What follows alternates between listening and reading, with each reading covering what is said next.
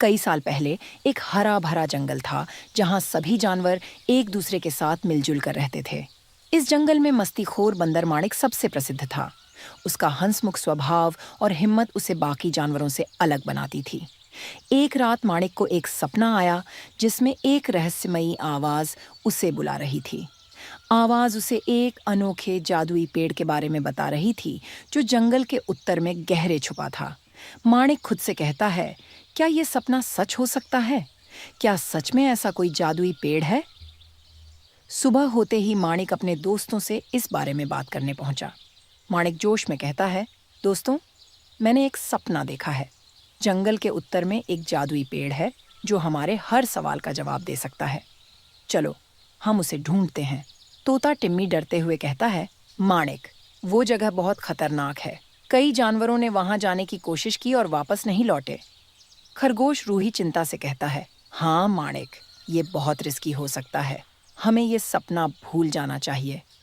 माणिक मुस्कुराते हुए कहता है, अगर मैं ये नहीं करूंगा तो कौन करेगा? और कौन जानता है, शायद यही मेरा असली मकसद है। माणिक की हिम्मत देखकर कोई साथ तो नहीं आया, पर सभी ने उसे शुभकामनाएं दी। माणिक अकेले उस जादुई पेड़ की खोज में निकल पड़ा। जंगल के उत्तर की ओर बढ़ते हुए माणिक ने कई खतरों का सामना किया। उसे जहरीले सांपों और कंटीले झाड़ियों से बचना पड़ा, लेकिन वो हिम्मत से आगे बढ़ता रहा। माणिक खुद से कहता है, बस थोड़ी दूर और मुझे अपने लक्ष्य तक पहुंचना ही होगा। अचानक सामने एक बहुत बड़ा चमकता हुआ पेड़ दिखाई दिया।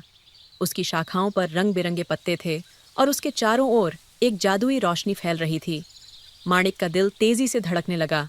माणिक आश्चर्य से कहता है, यही है, यही वो जादुई पेड़ है। जैसे ही माणिक पेड़ के करीब पहुंचा, उसे एक मीठी आवाज सुनाई दी। जादुई पेड़ गहरी और शांत आवाज में कहता है, माणिक, तुम यहाँ तक आने वाले पहले साहसी हो। पूछो जो भी पूछना चाहते हो। माणिक सोचते हुए कहता है, मैं बस यही जानना चाहता हूँ कि मैं जंगल की भलाई के लिए क्या कर सकता हूँ। जादुई पेड़ कहता है, तुम्हारी इच्छा नेक है। ये जंगल संकट में है और उसे बचाने का तरीका तुम्हारे अंदर है। तुम्हें अपने साहस और समझ का इस्तेमाल करना होगा। जादुई पेड़ ने माणिक को एक चमकता हुआ बीज दिया और कहा कि इसे जंगल के केंद्र में लगाना होगा। इससे जंगल को हमेशा के लिए सुरक्षा और खुशहाली मिल जाएगी। माणिक ने उस जादुई बीज को संभाल कर लिया और वापस जंगल में आ गया। सभी जानवर उसे देखकर हैरान थे और उसने अपनी यात्रा की कहानी सुनाई। तोता टिम्मी खुशी से कहता है, माणिक, तुम सच्चे में हमारे नायक हो। खरगोश रूही कहती है, हमें तुम पर गर्व है। माणिक ने जादुई बीज को जंगल के केंद्र में रोप दिया। अचानक वहां एक सुंदर पौधा उगने लगा जिसकी शाखाएं पूरे जंगल में फैल गईं।